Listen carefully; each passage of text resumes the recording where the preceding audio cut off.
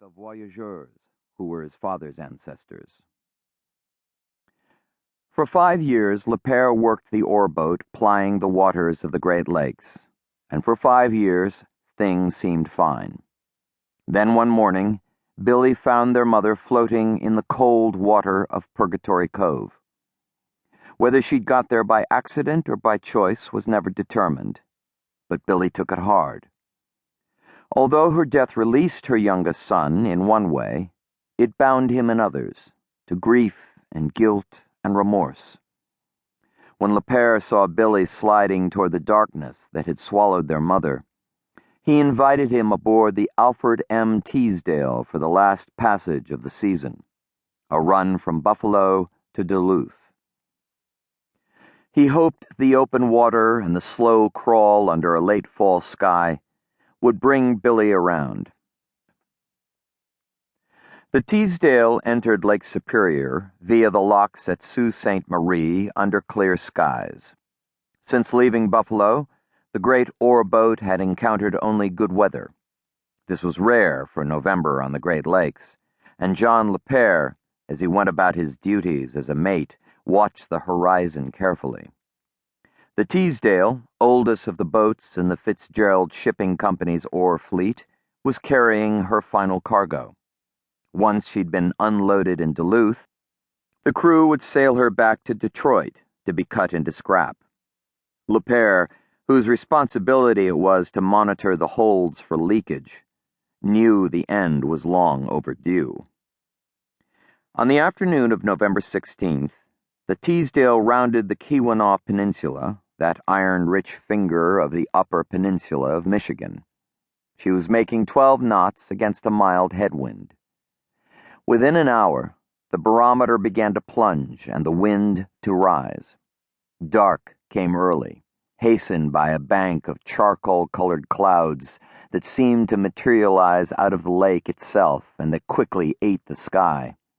The temperature dropped 20 degrees. Bow spray began to freeze on the railings, and the decks were awash in icy slush. Captain Gus Hawley came to the pilot house to confer with Art Bodecker, the wheelsman. In her long service, the Teasdale had weathered many Great Lakes gales, and Hawley, captain during the last 15 years of that service, wasn't greatly concerned. They were less than 10 hours out of Duluth, and Bodecker was the best wheelsman in the fleet.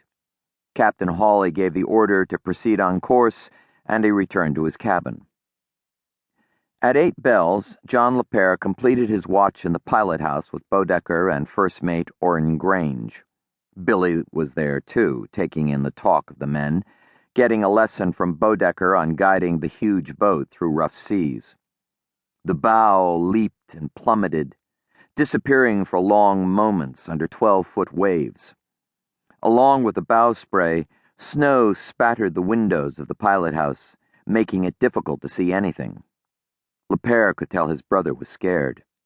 He himself had never been through a storm as bad as this, but the other 2 men were old hands. They'd seen plenty of rough seas. If they were concerned at all, they didn't show it. As he left his watch, Lepere offered to go down to the galley and bring back coffee for them all. The cold November wind tore at Lepere as soon as he stepped outside. He shielded his eyes with his hand and looked aft. The Teasdale was 603 feet from bow to stern. She was carrying a partial cargo, 221 tons of bituminous coal. On a calm day, she was a sight moving across the water, a mammoth creature of ungainly grace, ruler of her domain. As he watched the huge waves slam against her sides and flood her deck, Lepere knew her greatness was an illusion. After he'd made coffee in the galley, he timed his return up the ladder to the pilot house so that he wouldn't be soaked by the spray of the breaking waves.